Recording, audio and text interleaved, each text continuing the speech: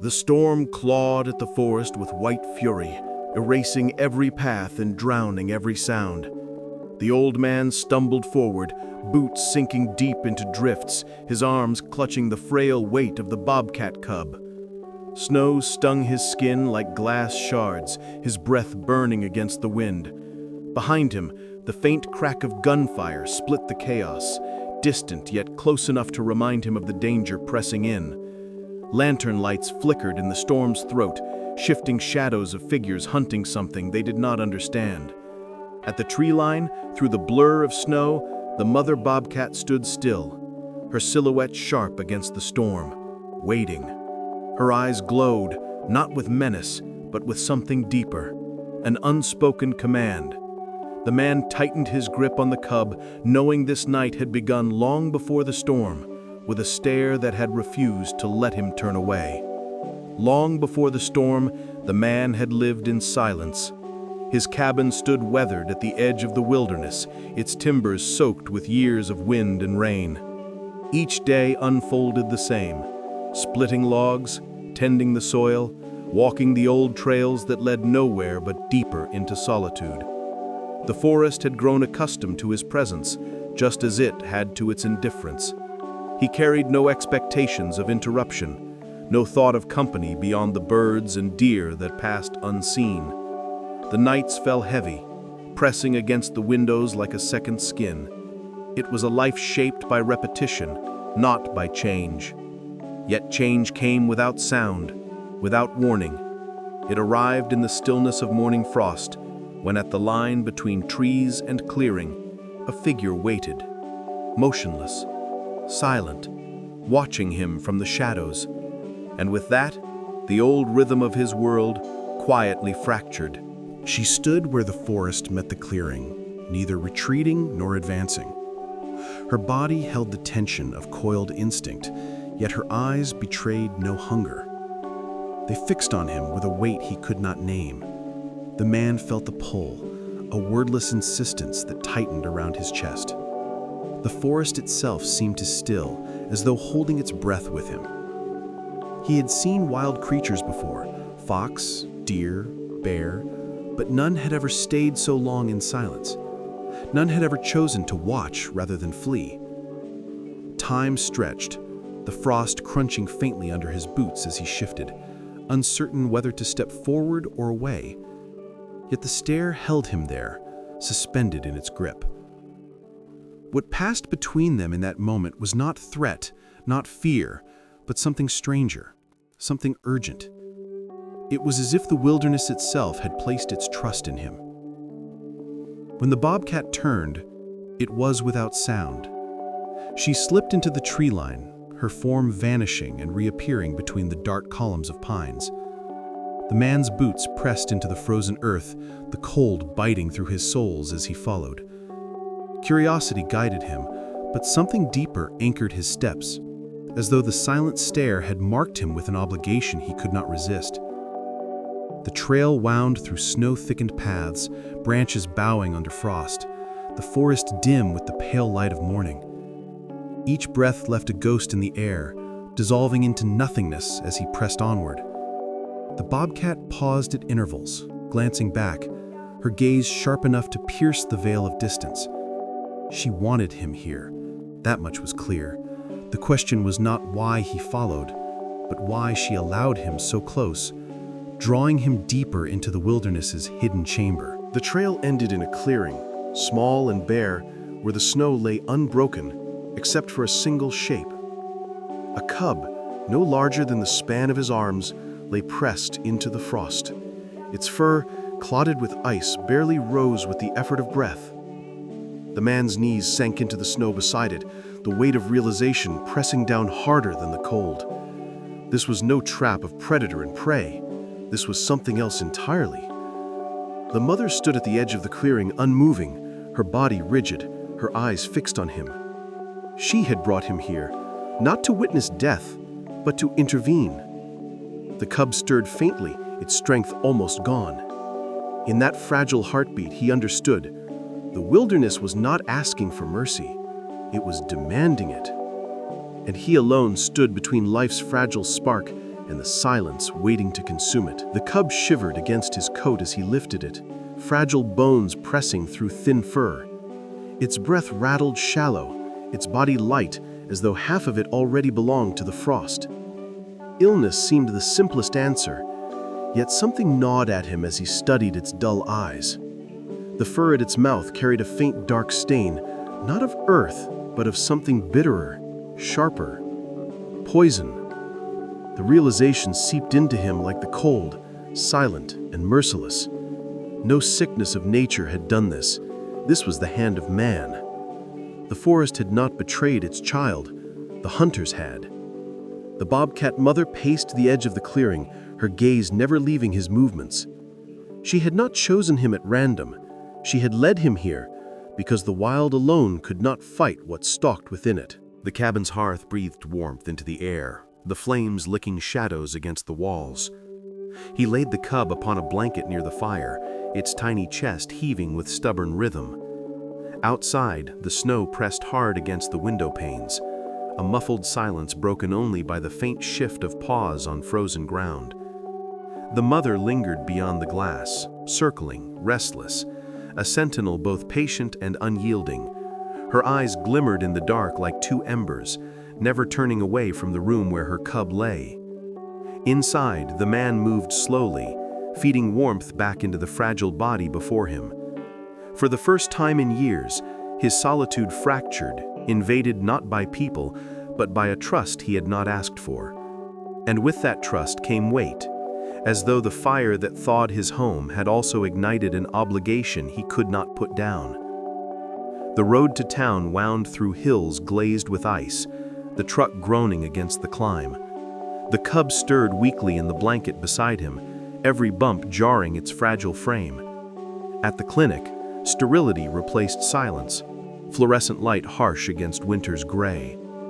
The veterinarian bent over the cub with practiced calm, her hands tracing ribs too sharp, fur too thin. Malnourishment, exhaustion, but beneath it a deeper note of concern. There were traces she could not ignore, toxins that suggested something beyond nature's cruelty. The man waited in the antiseptic quiet, hearing nothing but the hum of machines and the echo of her measured words. The cub could be saved, but it would take time, nourishment, protection. Time that would bind him to this fragile life. And when he stepped outside, the mother bobcat was already there, still watching, her silent plea now sharpened into expectation. The snow deepened around the cabin in the nights that followed, blanketing the world in silence. Inside, the cub stirred with more strength each day, fragile playfulness breaking the weight of solitude. Yet outside, a different pattern marked the snow, not the careful steps of a bobcat, nor the soft trail of deer. Heavy boots had pressed into the earth, sharp edges biting deep into the frost. They wound close to the cabin before veering away, as though testing boundaries. The man traced them with uneasy eyes, the cold rising inside him sharper than the wind. He had thought himself alone with his unlikely companions, but the wilderness had carried other visitors. Visitors who had left more than tracks. In the shadow of each print, he felt the echo of a presence closing in, a presence with no regard for the bond that had been carved in silence. The cub's eyes brightened in the firelight, its body growing heavier with each day of nourishment. It stumbled, pounced, tested its limbs against the confines of the cabin. The man felt something stir in himself, an echo he had long buried. The cabin, once hollow, now carried the sound of movement, of fragile life pressing forward. Outside, the mother kept her distance, never crossing into the threshold, but always near enough to see. Their lives bent toward each other without words, without trust fully spoken. Yet within the warmth of this growing bond, shadows lengthened. For with each spark of play, each soft reminder of life, he felt the weight of what waited beyond. The bond was no longer his alone. It was a line stretched taut between the wild and the human. And somewhere in the snow, unseen hands tugged against it. The night pressed close, heavy and unmoving, the cabin's walls groaning against the weight of silence. He rose from his chair, drawn by instinct to the threshold. The snow outside reflected the pale shimmer of moonlight, broken only by impressions near the door. Not paws this time, boots. The prince stopped just short of the step, as if someone had stood watching, waiting. His breath fogged against the glass as he stared into the darkness, but nothing moved, nothing answered. Beyond the tree line, the mother bobcat's eyes burned steady, her presence now less a comfort, more a warning. The cub shifted on its blanket, a restless sound rising from its small chest. The man knew he was not imagining it. He was no longer alone in the forest. Something human had found its way to his solitude, and it had come closer than he dared admit. At dawn, the frost glistened under a pale wash of light, the forest draped in brittle silence. His boots crunched into the snow as he followed the faint trail beyond the cabin, past where the prince had lingered. There, half buried in drift, metal glinted like a tooth. A trap, its jaws rusted but set, waiting with patient cruelty. He crouched, staring at the device, its presence a violation of the wild's unwritten order. This was no accident of nature, no misstep of the cub. It was placed, deliberate, designed to maim and hold. The cold bit through his gloves as he touched the steel, feeling the malice in its simplicity. The hunters were not shadows now. They were here, moving unseen, leaving their tools to do the work. He straightened, the forest pressing tighter around him. The plea of the mother bobcat was clearer than ever. The day dimmed early, clouds thickening into a mass of gray that blotted the peaks. The air turned sharp, heavy with the promise of snow. He split wood with hurried force, the axe biting deeper than intended, each strike echoing the unease building inside him. The cub played weakly at the hearth, unaware of the shift pressing down from the sky. Outside, the mother bobcat's pacing grew restless, her movements tracing the same path again and again. The forest listened, silent in its anticipation. He could feel it too, the gathering weight, the pressure of something more than weather. It was the storm, but it was also the sense of closing distance. Nature would smother his cabin under its frozen breath, and within that blindness, the hunters would walk closer. The air thickened, waiting to collapse into fury, and he braced for what would follow. By nightfall, the storm struck. Snow drove against the cabin in furious waves, howling through every crack, rattling shutters, bowing timbers with relentless force. The roof moaned beneath its weight, as though at any moment it might splinter inward. He stoked the fire, the heat fighting to push back the cold seeping through walls. The cub curled tighter in its blanket, its small body trembling with each gust that shook the windows. Outside, the bobcat prowled in the blizzard, her form half seen in the swirling white, a sentinel locked in endless orbit around the fragile light of his home. The world beyond vanished into blindness, a void where sound carried strangely, echoes bending in the storm's throat. It was not just weather, it was a siege, stripping away vision, silencing distance, and forcing everything, man, cub, predator, and unseen threat, into a single, suffocating circle of survival. Amid the storm scream, a sharper crack tore through the night. A rifle shot, carried on the wind, fractured the blizzard's endless voice. He froze, the axe slipping from his hand where it had rested by the hearth. The cub startled, mewing weakly, its cry drowned by the gale. The shot came again, distant but deliberate, carving through the storm like lightning through cloud. He pressed to the window, but saw nothing, only snow churning in endless white. Yet he knew, the hunters had not retreated from the storm, they had entered it. The wilderness had cloaked them in its fury, and now their presence drew nearer, unseen but certain. His breath quickened, each exhale a cloud in the dim light.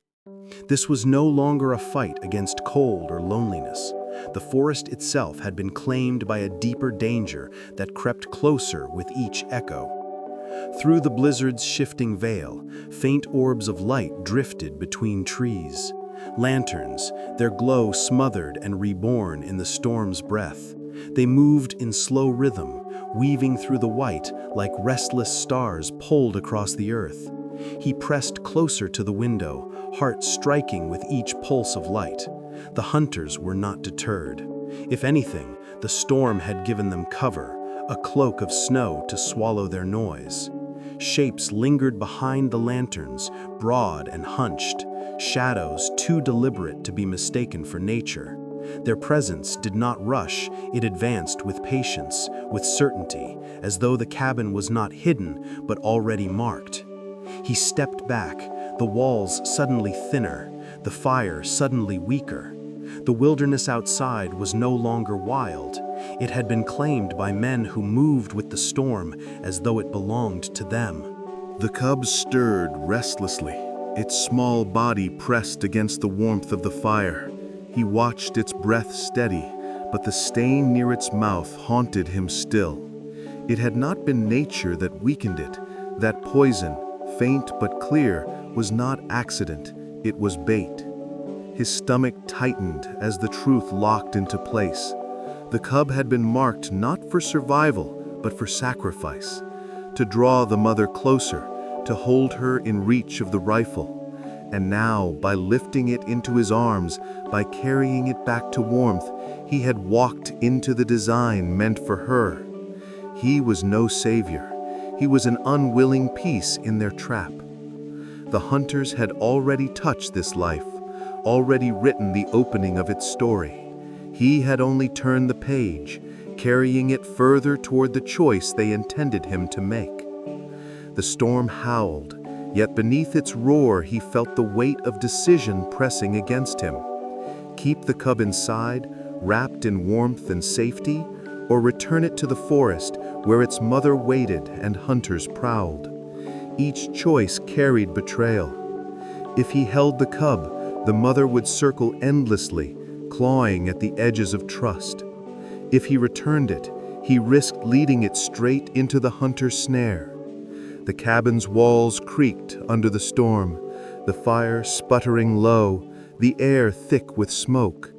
The world had shrunk to 2 lives and 1 question: whose trust would he keep?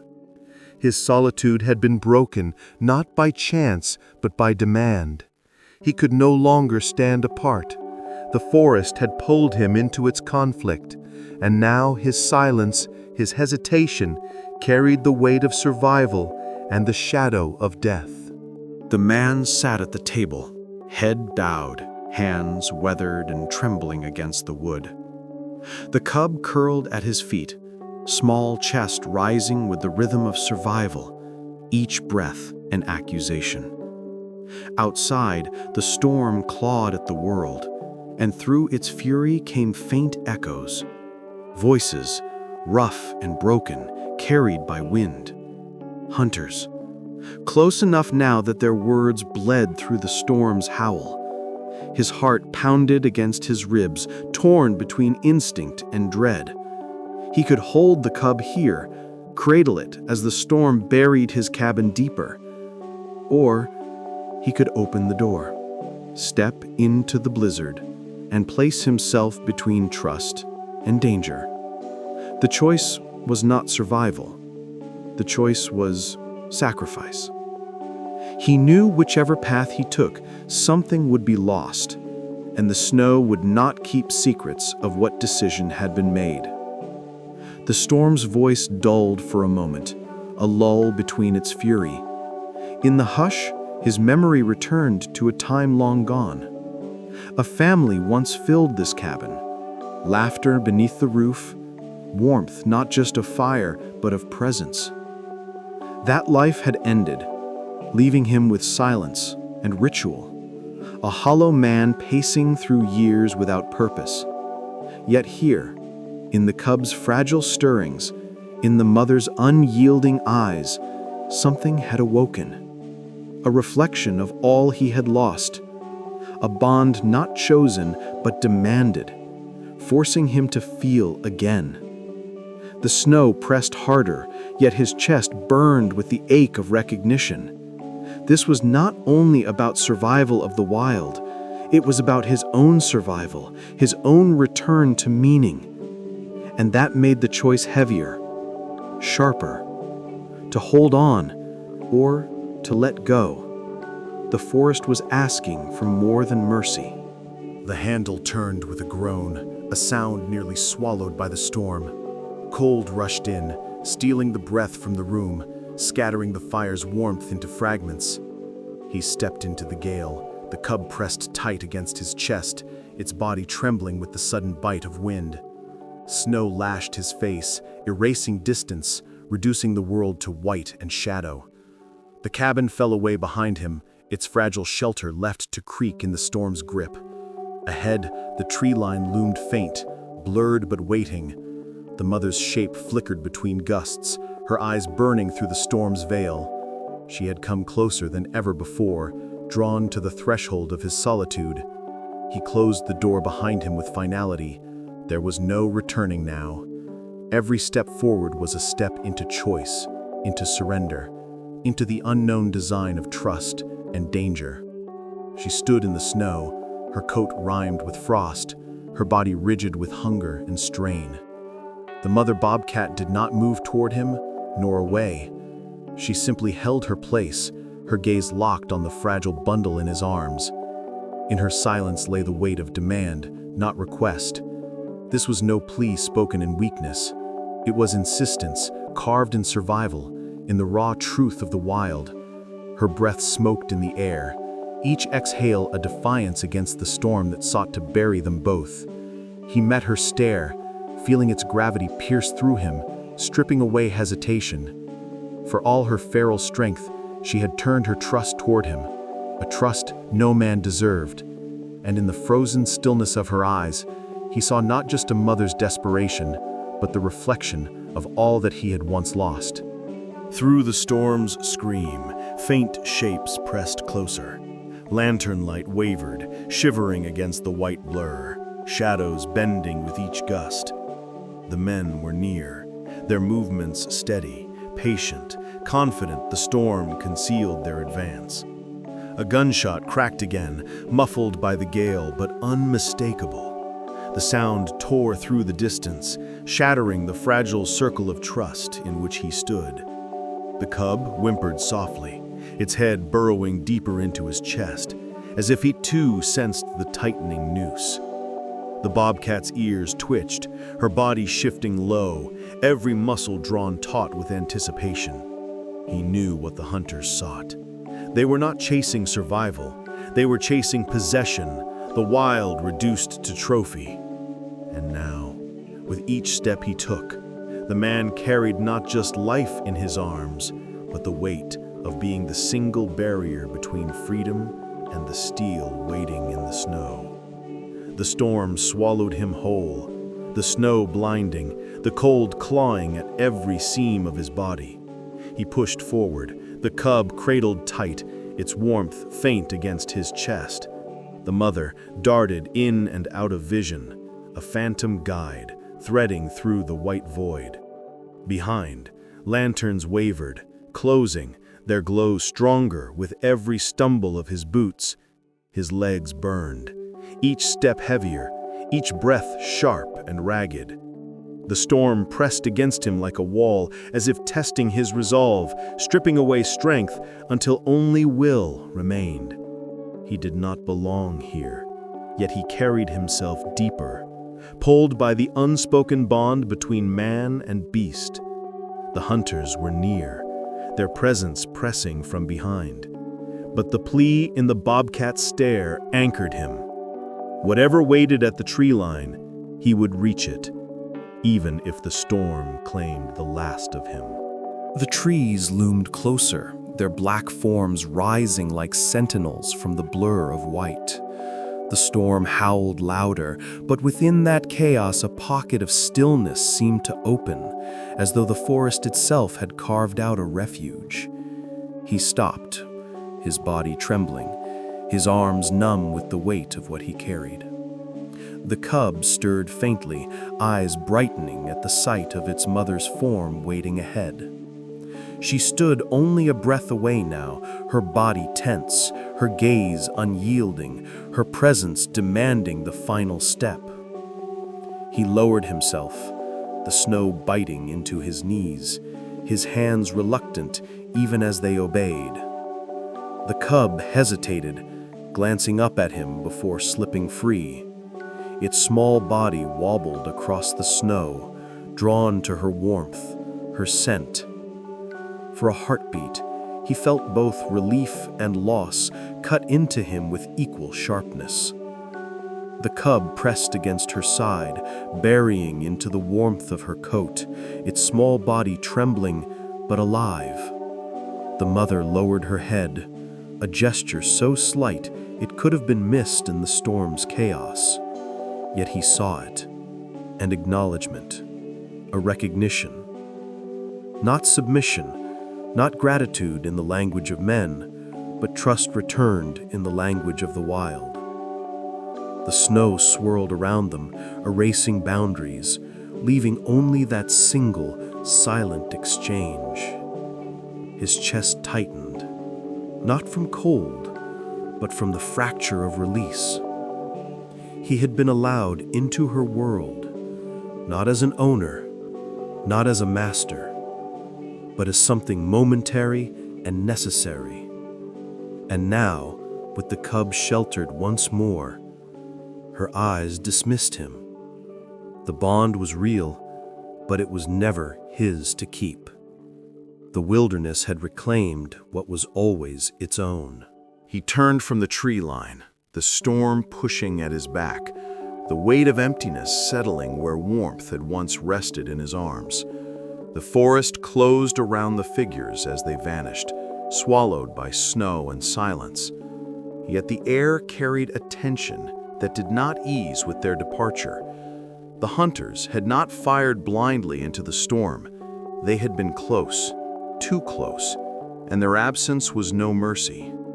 As he trudged back toward the cabin, every step sank heavier, the storm's howl masking sounds he no longer trusted.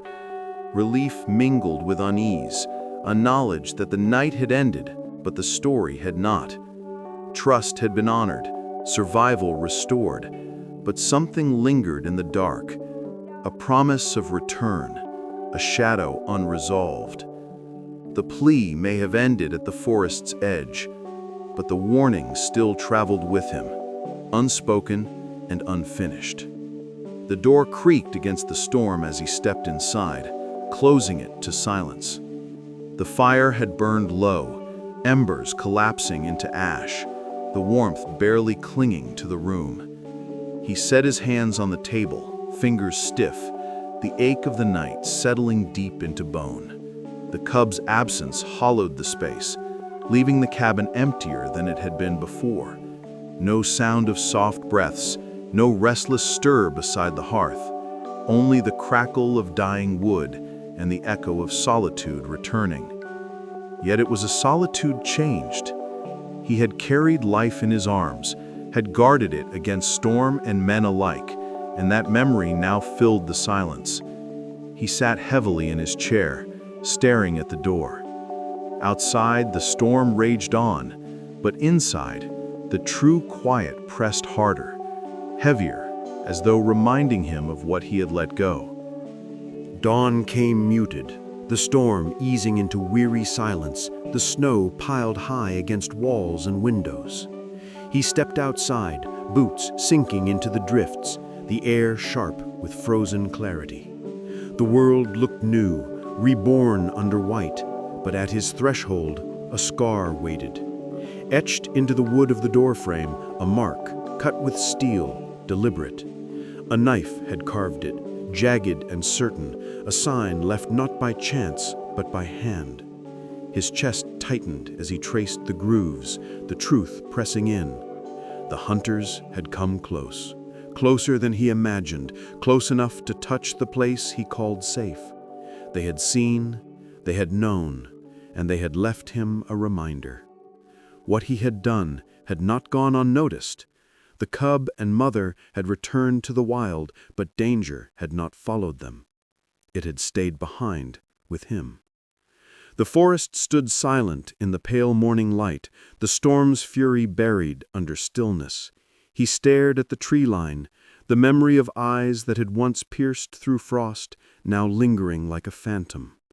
The plea had begun with trust, a bond formed in silence and ended in surrender. Yet as he turned from the woods, the weight of the mark carved into his cabin pressed against him heavier than the storm had. It was not only the wild that had spoken to him, the hunters had spoken too, their warning etched in wood, a promise of return. He closed the door, the cabin swallowing him once more in solitude. But this silence was no longer empty. It was waiting, listening. The wilderness had given him its trust, and men had given him their threat. The story was finished, but the danger had only just begun.